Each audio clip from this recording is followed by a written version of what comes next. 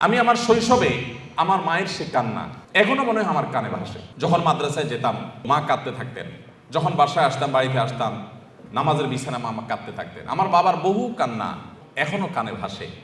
তাহাজ্জুদের সময় নিজে হয়তো ঘুমিয়েছিলাম, বাবার কান্নার আওয়াজে ঘুম ভেঙেছে, নাম ধরে ধরে দোয়া করতেন। তো সন্তানদের জন্য বাবা মার দোয়া অনেক গুরুত্বপূর্ণ। মনে রাখবেন, সন্তান যদি অমানুষ হয় তার ডিসক্রেডিট আপনার, সন্তান যদি মানুষ হয় তার ক্রেডিটও আপনার। আমাদের সবচাইতে দামি সম্পদ, সবচাইতে দামি অ্যাসেট হলো আমাদের সন্তানগণ। আমরা যে সমস্ত সম্পত্তি গড়ে তুলি, জমি জমা, টাকা পয়সা, সেগুলো সব আমাদের এই সম্পদের জন্য, অর্থাৎ সন্তানদের জন্যই আমরা করি। অতএব তারাই হলো আমাদের সবচেয়ে মূল্যবান সম্পদ।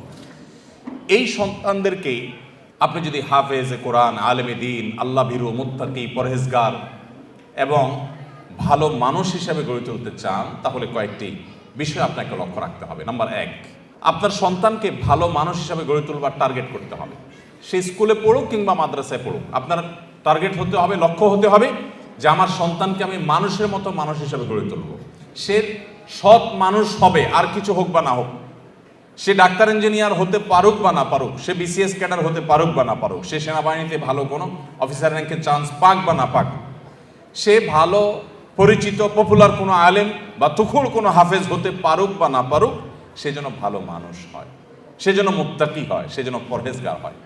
আমি আমার সন্তানদেরকে সবসময় বলি, তোমাদের পরীক্ষার ফলাফল ভালো হোক সেটা আমি চাই, কিন্তু এর চেয়ে অনেক বেশি চাই তোমার নামাজটা দেখে যেন আমার নয়ন জুড়ায়, তোমার আচরণটা দেখে যেন আমার দিলটা প্রশান্ত হয়। এটুকু যদি তুমি আমাকে দিতে পারো, তোমার ফলাফল যদি খারাপও হয়, আমার কোনো টেনশন নেই, কোনো দুঃখ নেই, তার জন্য আমার কোনো আফসোস নাই, তোমাকে আমি কিচ্ছু বলবো না। বেশিরভাগ বাবা মা তারা চান তাদের সন্তান যেন দুধে ভাতে থাকুক। একটা কথায় আছে না, আমার সন্তান যেন থাকে দুধে ভাতে। আপনার সন্তান দুধে ভাতে থাকুক, ভালো উপার্জন করুক, তার ভালো ক্যারিয়ার করুক, এটা আপনি চান, এটা চাওয়াটা দোষের না। কিন্তু এর চাইতে বড় চাওয়া উচিত আমার সন্তানটা যেন সৎ হয়, ভালো মানুষ হয়। কয়জন বাবা, কয়জন অভিভাবক আপনি এই সমাজে দেখাতে পারবেন যেই অভিভাবক তার সন্তানকে বলে, বাবা তুমি অনেক বড় শিক্ষিত হতে পারো আর না পারো, তুমি সৎ মানুষ হবে।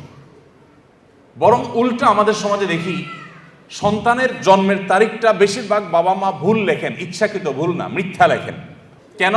যাতে বেশি দিন চাকরগিরি করতে পারে, বেশি দিন সরকারি বা বিভিন্ন প্রতিষ্ঠানে চাকরগিরি যেন করতে পারে, সেই সুযোগ পাইয়ে দেওয়ার জন্য জীবনের শুরুতে একটা মিথ্যা গেঁথে দেয়।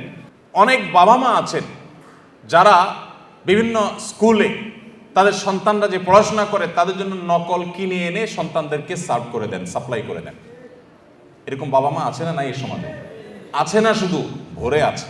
অর্থাৎ বাবা মার হাবভাব দ্বারা তারা বোঝাতে চান যে দেখো, আমি নিজে তো টাকার মেশিন, সারাদিন পয়সা ছাড়া আর কিছু চিনি না, অতএব আমার ঘরে জন্ম হয়েছে তোমাকেও টাকার মেশিন হতে হবে বাবা। দিন শেষে বাপ সন্তান সবাই মিলে আমরা টাকার মেশিন হয়ে যাব, দুনিয়া মানি ছাড়ার কিছু বুঝি না। আজ শিক্ষিত সন্তান নিয়ে বাবা মা যতটা সুখে আছেন, এই সমাজে এত শিক্ষিত সন্তান না থাকলেও বাবা মারা অনেক বেশি সুখী ছিলেন, সন্তানরা অনেক বেশি সুখী ছিলেন একটা সময়। শুধু পার্থক্য এইটুকু, তাদের মধ্যে নীতিনৈতিকতা ছিল, এখন নীতিনৈতিকতা নাই। আমি শিক্ষার বিরুদ্ধে বলছি না, শিক্ষা তো আমাদের লাগবেই, কিন্তু শিক্ষার পাশাপাশি যদি নীতিনৈতিকতা না থাকে, তো এই শিক্ষা জাতিকে যতটা উপকার করবে তার চেয়ে বেশি ক্ষতিগ্রস্ত করবে। দেশের উন্নতি যতটা করবে, দুর্নীতি তার চেয়ে বেশি করবে। অতএব একজন আদর্শ অভিভাবক হিসাবে আপনার সন্তানকে যদি আপনি মানুষের মতো মানুষ হিসেবে গড়ে তুলতে চান, আপনার টার্গেট হতে হবে আমার সন্তান দুধে ভাতে থাকুক আর না থাকুক, আমার সন্তান থাকবে সত্যের সাথে, আমার সন্তান থাকবে ন্যায়ের সাথে, আমার সন্তান থাকবে নিষ্ঠার সাথে। আপনার সন্তানকে বলতে হবে, বাবা আশপাশে মানুষের গাড়ি বাড়ি, তাদের সম্পদ, এগুলোর চমক তোমাকে যেন বিভ্রান্ত না করে। তোমার বাবা হিসাবে আমি অসৎ উপার্জন করি নাই, তুমি অসৎ উপার্জন করবে না। এদেশে কিছু আদর্শবান মানুষের বড় বেশি প্রয়োজন। বড় দুর্ভিক্ষ চলছে, প্রতিটা টেবিলে, প্রতিটা অফিসে, প্রতিটা প্রতিষ্ঠানে দুর্নীতিবাজদের এমন মহড়া, এমন মহোৎসব আজ সর্বদা চতুর্দিকে এমনভাবে প্রতিষ্ঠিত হয়েছে যে গোটা জাতি তৃষ্ণার্ত মরুভূমি যেরকম পানির জন্য হাহাকার করে, কিছু সৎ নাগরিকের জন্য গোটা জাতি আজ হাহাকার করছে। আর সেই হাহাকারের সে অভাব নিরূপণ করবার জন্য কিছু ওলামা একরাম নির্লস চেষ্টা চালিয়ে যাচ্ছে। আপনার সন্তানকে ছোটবেলা থেকে শিখাবেন, বাবা আশেপাশে মানুষের অবৈধ উপার্জনের যে চাকচিক্য, এটা দেখে তুমি বিভ্রান্ত হবে না। মনে রাখবে, এই মানুষগুলোর অনেক সম্পদ আছে, পয়সা কড়ি আছে, কিন্তু সে নিজেকে জানে সে একজন আস্ত চোর, সে একজন আস্ত ডাকাত, সে একজন আস্ত দুর্নীতিবাজ, সে একজন আস্ত অসৎ মানুষ, সে একজন খারাপ মানুষ। এই অপরাধ বোধের অদৃশ্য দাহন তাকে জ্বালাতে থাকে। অতএব তুমি তার সেটা দেখবে না, তুমি সততার সাথে চলবে। তোমার ভেতর থেকে একটা আওয়াজ তোমার কাছে আসবে যে আলহামদুলিল্লাহ, আমি কোনো অসৎ উপায়ে উপার্জন করি নাই। অতএব আমাদের সন্তানদেরকে মানুষের মতো মানুষ হিসেবে গড়ে তোলবার জন্য প্রথম লক্ষ্য হবে যে তারা ভালো মানুষ হোক। আপনার সন্তান পরীক্ষার হলে যাচ্ছে, কয়জন বাবা মা আছেন যে এই কথা বলতে পারেন যে আমার সন্তানকে বলেছি যে বাবা, পরীক্ষার হলে গিয়ে কোনো নকল করবে না, অবৈধ উপায়ে তুমি কোনো কিছু আনসার করার চেষ্টা করবে না, খাতায় কিছু লেখার চেষ্টা করবে না, কারোর কাছ থেকে দেখে দেখে লেখার চেষ্টা করবে না, তুমি যা জানো তা লিখবে, তুমি ফলাফল যাই পাও আমরা অ্যাপ্রিসিয়েট করব। কোথায় সে বাবা মা আজ? বরং উল্টা বাবা মা সন্তানকে খোঁচা মেরে চাপ দিয়ে সন্তানকে ডিপ্রেসড করার হাজারো নজির আমাদের সামনে আছে যে কেন তুমি পারো নাই, পাশে বাসার ছেলেটা এত ভালো রেজাল্ট করলো, আমি মুখ দেখাতে পারি না, তুমি কেন পারো নাই। এই চাপ দেওয়া মানুষ পাওয়া যায়, কিন্তু সন্তানকে সততার দীক্ষা দেওয়ার মানুষ পাওয়া যায় না। সময়ত উপস্থিতি, আমি আবার বলছি, আমি আমার সন্তানদেরকে সবসময় বলি আপনাদের সঙ্গে শেয়ার করা, যাতে করে আপনাদের কারোর উপকার যেন হয়। আমি সবসময় তাদেরকে বলি, দেখো, পরীক্ষা ভালো ফলাফল করতে পারো কি না পারো, তুমি ভালো মানুষ হওয়ার চেষ্টা করো, তোমার অ্যাটিটিউড থেকে আমি সেটা দেখবো, তাতেই আমি হ্যাপি। আলহামদুলিল্লাহ, আল্লাহ তাআলা আমাদের সন্তানদেরকে ভালো মানুষ হিসেবে গড়ে তোলবার জন্য আমাদেরকে যোগ্য অভিভাবক হওয়ার তৌফিক দান করুন। তাহলে প্রথম কাজ হলো টার্গেট ঠিক করতে হবে যে আমার সন্তানকে আমি ভালো মানুষ, নেক, মুত্তাকি, পরেজগার বানাবো। এরপরে অন্য কিছু হবে বা না হবে সেটা পরের বিষয়। আমার প্রাথমিক টার্গেট থাকবে সে একজন পরোপকারী মানুষ হবে, সে একজন সমাজমুখী মানুষ হবে, সে একজন কল্যাণকামী মানুষ হবে, সে সমাজের সবার কাজ করবে, যেখানেই যাবে সে মানুষের উপকার করবে, কোনোদিন ক্ষতি করবে না, এই মানুষ হবে। এবার সে ডাক্তার হোক, সে ইঞ্জিনিয়ার হোক, সে বিসিএস ক্যাডার হোক, সে অন্য কিছু হোক, সে মাদ্রাসা পড়ুয়া হোক, এমনকি সে যদি গতানুগতিক শিক্ষিত নাও হয়, তারপর অন্তত এই জাতির কোনো ক্ষতিকর কোনো কিছু তার দ্বারা হবে না ইনশাআল্লাহ তাআলা।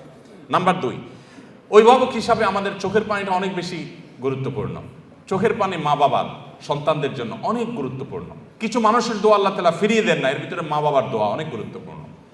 আমি আমার শৈশবে আমার মায়ের সে কান্না এখনো মনে হয় আমার কানে ভাসে। যখন মাদ্রাসায় যেতাম তো মা কাঁদতে থাকতেন, যখন বাসায় আসতাম, বাড়িতে আসতাম, নামাজের বিছানা মা কাঁদতে থাকতেন। আমার বাবার বহু কান্না আমার এখনো কানে ভাসে। তাহাজ্জুদের সময় নিজে হয়তো ঘুমিয়েছিলাম, বাবার কান্নার আওয়াজে ঘুম ভেঙেছে, নাম ধরে ধরে দোয়া করতেন। তো সন্তানদের জন্য বাবা মার দোয়া অনেক গুরুত্বপূর্ণ। সৈয়দ আবুল হাসান আলী আন-নাদবী রহমতুল্লাহি আলাইহি ভারতবর্ষের অনেক বড় একজন আলেম দ্বীন, মুসলিম বিশ্বের নোবেল খ্যাত কিং ফয়সাল অ্যাওয়ার্ড প্রাপ্ত মানুষদের, বিরল মানুষদের একজন ভারতবর্ষের সৈয়দ আবুল হাসান আলী আন-নাদবী রহমতুল্লাহ আলাইহি মাত্র 17 থেকে 18 বছর বয়সের মধ্যে তার লেখা, মানে এই বয়সের মধ্যে লেখা বই মাজা খাসির আল আলমিন হাতাতুল মুসলিমিন গোটা আরব বিশ্বের বিবেককে জাগ্রত করে দিয়েছে, গোটা আরব বিশ্বকে কাঁপিয়ে দিয়েছে। এমন একটি আরব বিশ্বের সমৃদ্ধ লাইব্রেরি পাওয়া অসম্ভব যে লাইব্রেরিতে সৈয়দ আবুল হাসান রহমতুল্লাহ আরবিতে লেখা এই বইটা না। এই বইয়ের ভূমিকা আমি পড়েছি, উনি নিজে লিখেছেন যে আমি এই বই যখন লিখেছি তখনও পর্যন্ত আমি কোনো আরব দেশে যাই নাই, কোনোদিন হজ ওমরা করি নাই, কোনো অ্যারাবিয়ানের সাথে দেখা হয় নাই। তারপরেও এমন আরবি ভাষায় লিখেছেন যে গোটা আরব বিশ্বের বিশ্ববিদ্যালয়গুলোতে তার সে বই সবচেয়ে বেশি সমাদৃত। এমন বড় প্রতিভাবান, যোগ্যতা সম্পন্ন এত বড় একজন আলেমে দ্বীন, এত বড় একজন মুফাক্কির ইসলাম, তার একটা বই আছে মেরি আম্মা, আমার আম্মা যা, বাংলা অনুবাদ হয়েছে। তিনি এই বইয়ে তার মা সম্পর্কে অনেক কথা লিখেছেন। তার ভিতরে একটা কথা হলো, তিনি বলেন আমার মা সবসময় দোয়া করতেন, আয় আল্লাহ এক সে হাজারোं की जरूरत पूरी फरमा, আয় আল্লাহ এক সে হাজারোं की जरूरत पूरी फरमा।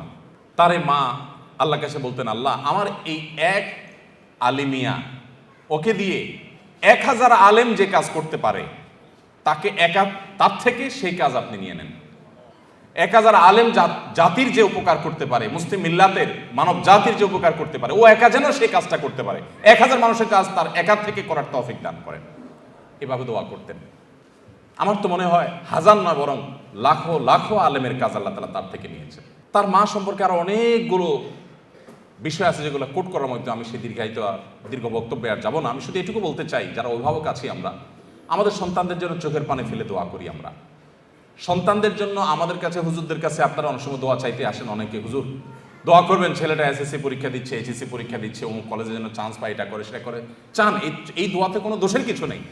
কিন্তু কয়জন অভিভাবক, আমি তো আমার জীবনে একজন অভিভাবককে পাইছি কিনা আমার মনে পড়ে না, থাকতে পারে আমার স্মৃতির বাইরে বা আমার মনে নাই এরকম, আমার সচরাচর মনে পড়ে না যে কোনো অভিভাবক এসে বলেছেন যে হুজুর দোয়া করবেন আমার ছেলেটা যেন মানুষের মতো মানুষ হয়।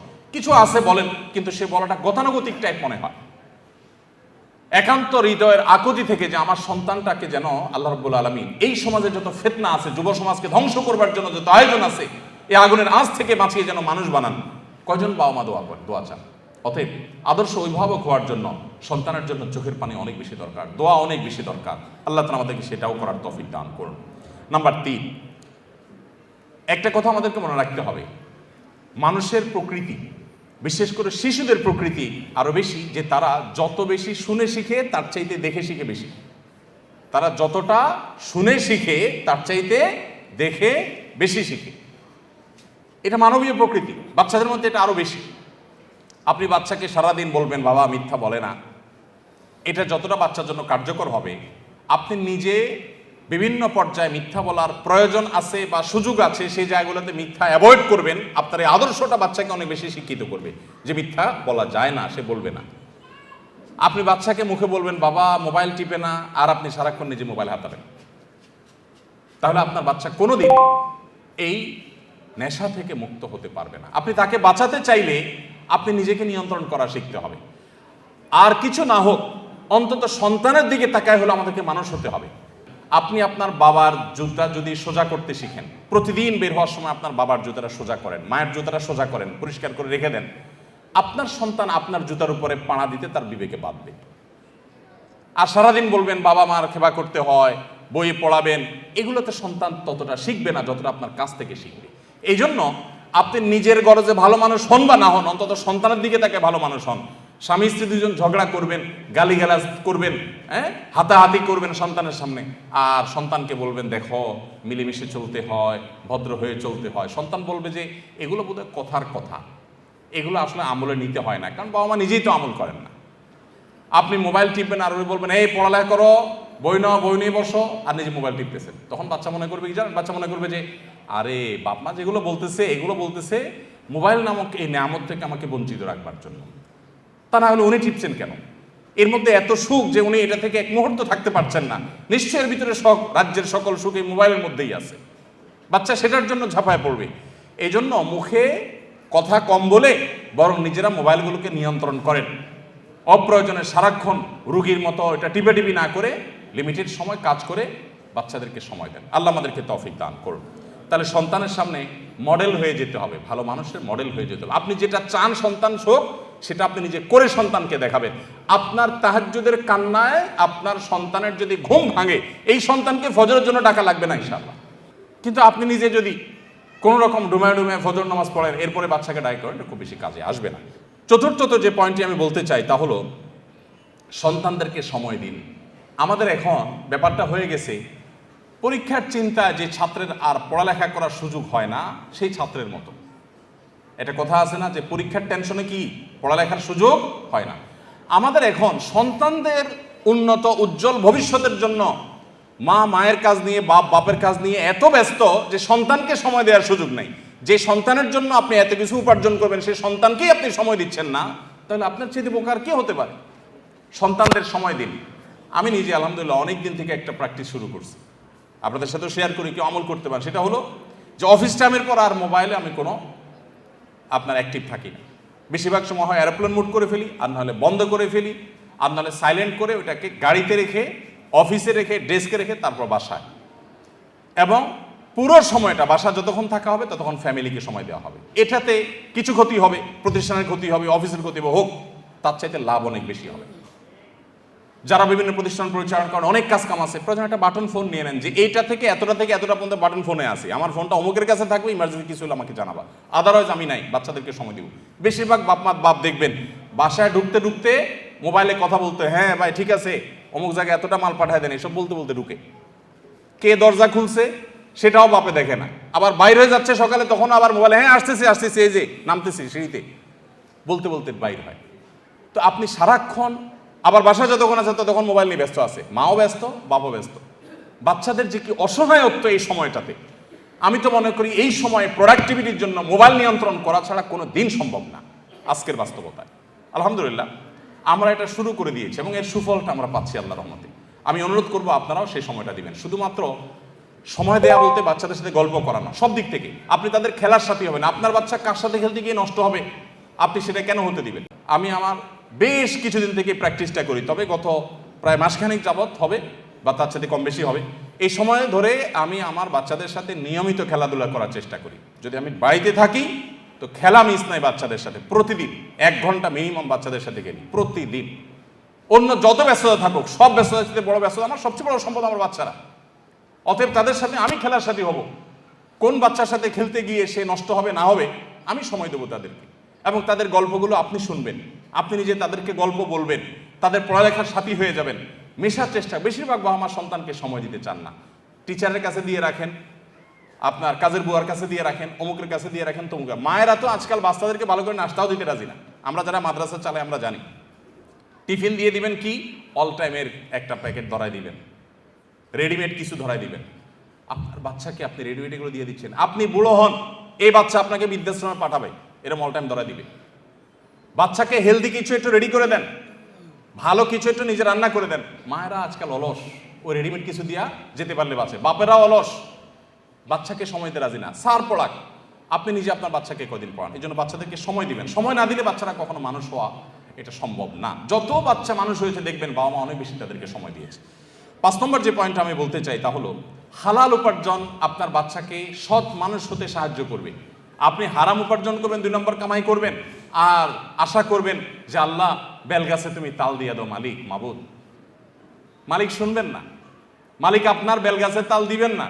আপনি তাল গাছে তাল আশা করতে পারেন। চুরিদারির টাকা, 2 নম্বরের টাকা, ঘুষের টাকা, দুর্নীতির টাকা দিয়া সন্তানরে মানুষ করবেন, বড় করবেন, এরপরে যে হুজুরের কাছে দিয়ে বলুন হুজুর এরে বড় আলেম, বড় হাফিজ, বুজুর্গ আল্লাহওয়ালা বানায় দেন, সম্ভব না। এই জন্য হারাম উপার্জনের কুপ্রভাব সন্তানের উপর অনেক বেশি পড়ে। এই জন্য সন্তানকে মানুষের গড়ে তোলার জন্য হালাল খাবার খাওয়ান। মায়েরা আজকাল ছোট পোলাপানের পেছনে খাবার নিয়ে যে পরিমাণ দৌড়ায়, যে পরিমাণ পাগল পড়া থাকে, যেখানেই যাবেন মাদের দেখবেন একটাই পেরেশানি, সেটা হলো যে বাটি নিয়ে চামচ নিয়ে বাচ্চার পিছনে পিছনে গুড় গুড় করে। কেন? বাচ্চা খায় না। বাচ্চাকে খাওয়ানোর জন্য যত চেষ্টা আপনি করেন হারাম খানা যেন না খায়, হালালটা যেন খায়, সেই চেষ্টা যদি তার সিকিভাগও করতেন এক একটা আল্লাহর ওলি এমনি হয়ে যেত। এই জন্য আমার সন্তানের পেটে কোনো হারাম যেন না ঢুকে সেই চেষ্টা আমাদেরকে করতে হবে। 6 নম্বর যে পয়েন্টের কথা বলতে চাই তা হলো তাদেরকে ভালো পরিবেশ দিতে হবে। বেশিরভাগ সন্তান নষ্ট হয় পরিবেশের কারণে। সেই পরিবেশটা শিক্ষা প্রতিষ্ঠান হতে পারে, যে শিক্ষা প্রতিষ্ঠানে বাচ্চা ভালো, আমি আমার বাচ্চাকে মনিটর করব যে বাচ্চার প্রোগ্রেস কি, সে সেখান থেকে ভালো হচ্ছে না খারাপ হচ্ছে, তাকে ভালো পরিবেশ দিতে হবে। যেই প্রতিষ্ঠানে ছেলেরা ভালো, ওস্তাদরা ভালো, শিক্ষকরা ভালো, তাদের আমল ভালো, তরবিয়ত ভালো, এগুলো মনিটর করতে হয়, সেখানে আমার বাচ্চাকে দেব। যে প্রতিষ্ঠানে যায় শিক্ষার সাথে কুশিক্ষা শিখে আসে সেখানে আমার বাচ্চা দিব না। তাকে ভালো পরিবেশ, কারণ সে নষ্ট হবে ভালো খারাপ পরিবেশে গিয়ে। একটা পচা আলু যদি আপনি 1 বস্তা ভালো আলুর পাশে রেখে দেন, দেখবেন আশপাশে 2টা প্রথম পচবে, এরপরে 4টা পচবে, পচতে পুরো বস্তা পচে শেষ হয়ে যাবে। খারাপ জিনিসের প্রভাব এত বেশি। অতএব আপনার বাচ্চা, আপনি যে ফ্যামিলির সাথে বন্ধুত্ব থাকবে, বন্ডিং থাকবে, আসা যাওয়া থাকবে, আপনি দেখবেন সে ফ্যামিলি বাচ্চাগুলো কি করে। ওইগুলো গেমে আসক্ত, ওইগুলা কার্টুন দেখার রুগী, তো আপনি নিশ্চিত থাকেন আপনার বাচ্চার ভিতরে কুপ্রভাব আসবেই আসবে। আপনি সেই ফ্যামিলি বাচ্চার সাথে মিশবেন যারা এই গেম, কার্টুন আর এই সমস্ত আজেবাজে জিনিসে আসক্ত নয়। আজকাল যত বাচ্চা কাচ্চা আছে দেখবেন বেশিরভাগই আমার কাছে অসুস্থ মনে হয়। অসুস্থ মনে করেন বাসায় কোনো মেহমান আসছে, দেখবেন চিপিচিপোলা পান এরকম ঠুস করে শুধুমাত্র গুলি দেখায়, কারণ সারাদিন সে কার্টুনে কি দেখে, এসব দেখে। সব বাচ্চা দেখবেন, বেশিরভাগ বাচ্চা দেখবেন ক্রেজি হয়ে উঠতেছে, তাই না? খুব জেদি হয়ে উঠতেছে। মা বাবা আবার গর্ব করে বলে বাচ্চাটা অনেক রাগী, মানে মনে হচ্ছে যে উনি অনেক গর্ববোধ করতেছে এটার কারণে। বাচ্চা যে অসুস্থ এটা জানেই না। আমরা আমাদের শৈশবে যেসব বাচ্চা কাচ্চা দেখছি এখনো মনে পড়ে, আমাদের বয়সের যারা আছেন, আরো সিনিয়র যারা আছেন তারা জানেন, বাচ্চা বেশিরভাগ ওই যে ভেদা মাছের মতো ছিল, চুপচাপ থাকে, এরকম বাচ্চাদেরকে বেশিরভাগ দেখা যাইতো। বেশি ক্ষুধা লেগে গেছে, ব্যথা ব্যথা পাইছে, একটু কামতো টানতো। আর এখন পোলাপান 1.5 বছর 1 বছর থেকে পোলাপান দেখা যায় এমন ক্রেজি যে চুন থেকে নুন করছে তো সব ভাঙচুর শুরু করে দেয়, তাই না? কারণ সারাদিন কার্টুনে এবং সারাদিন ভিডিও গেমসে সে ওইগুলোই দেখে, মার কাট ছাড়া আর কিছু নেই। তো বাচ্চার মধ্যে এগুলোর কুপ্রভাব পড়ে। আপনার বাচ্চাকে ভালো মানুষ হিসেবে গড়ে তোলবার জন্য পরিবেশটা অনেক গুরুত্বপূর্ণ, যে সে কোন পরিবেশ পাচ্ছে। এই জন্য আপনি সেই ফ্যামিলির সাথে বন্ধুত্ব করবেন যে ফ্যামিলি বাচ্চা থেকে আপনার বাচ্চা ভালো কিছু শিখবে। আমি ব্যক্তিগতভাবে খুঁজে যদি সেরকম ফ্যামিলি বাইর করি, মাশাআল্লাহ ফ্যামিলি বাচ্চারা খুব ভালো, বাপ মাগুলো খুব ভালো, তাহলে তাদের বাসায় যেতে হবে, তাদেরকে বাসায় দাওয়াত দিয়ে আনতে হবে, তাদের সাথে সম্পর্ক তৈরি করতে হবে, তাহলে আমার বাচ্চারা ভালো কিছু শিখবে। এই চেষ্টা আপনার মধ্যে থাকতে হবে, তাদেরকে ভালো পরিবেশ দিতে হবে। 7 নম্বর এবং সর্বশেষ পয়েন্ট যেটি বলতে চাই তা হলো, বাচ্চাদেরকে বিশেষ করে তারা যখন একটু বড় হতে শিখবে, আল্লাহ ভীরু মুত্তাকি পরহেজগারদের সোহবতে, তাদের মজলিসে, তাদের বৈঠকে, তাদের দার্সে, তাদের প্রোগ্রামগুলোতে নিয়ে যাবেন, তাদের সাথে কথা বলাবেন। এগুলোর প্রভাব, ইতিবাচক প্রভাব বাচ্চার মধ্যে পড়ে। আল্লাহ তাআলা আমাদের সবাইকে সুসন্তানের বাবা মা হওয়ার তৌফিক দান করুন। আমাদের সন্তানদেরকে, আমাদের পুরো পরিবারের সমস্ত সদস্যদেরকে আল্লাহ তাআলা মুত্তাকিদের ইমাম হওয়ার তৌফিক দান করুন। আমাদের সন্তানদেরকে আমাদের নয়ন জোড়ানোর মতো সন্তান হওয়ার তৌফিক দান করুন। মা বাবা হিসাবে আমাদেরকে আদর্শ মা বাবা হওয়ার তৌফিক দান করুন। আজ সৎ মানুষের যে দুর্ভিক্ষ চলছে, যে অভাব চলছে, মুত্তাকি পরহেজগার মানুষের যে খরা চলছে, এই খরা কাটাবার জন্য আমাদেরকে সংকল্প করতে হবে, সিরিয়াস হতে হবে, সব দিক থেকে আমাদেরকে নড়ে চড়ে বসতে হবে। আল্লাহ তাআলা আমাদের সবাইকে সেই তৌফিক দান করুন। ভাইরা আমার, সম্মানিত ভাইরা বোনেরা আমার, যদি আপনার সন্তানকে মানুষের মতো মানুষ হিসেবে গড়ে তুলতে পারেন, আপনার এই পরিবার উপভোগ্য হবে, চরম উপভোগ্য হবে, দুনিয়াটা জান্নাতে পরিণত হবে। যখন আপনার সন্তানটা দেখবেন যে মায়ের সামনে মাথাটা উঁচু করে কথা বলতে লাজ বোধ হয়, লজ্জা বোধ হয়, যখন দেখবেন বাবা কোনো কথা বললে ফিরে আরেকটা কথা বলার মতো সাহস হয় না, এই সন্তানকে এখন ঘরে ঘরে আছে? আরে ঘরে ঘরে তো দেখা দূরের কথা, গোটা সমাজে খুঁজে এরকম একটা সন্তান পাওয়া যায় না। বেশিরভাগ দেখবেন বেয়াদব, উগ্র, উচ্ছৃঙ্খল, এবং কোনো শিক্ষা নাই, নীতি নাই, নৈতিকতা নাই, আদর্শ নাই, নষ্ট এবং নষ্টের ছড়াছড়ি চতুর্দিকে। কোথায় সে সন্তান?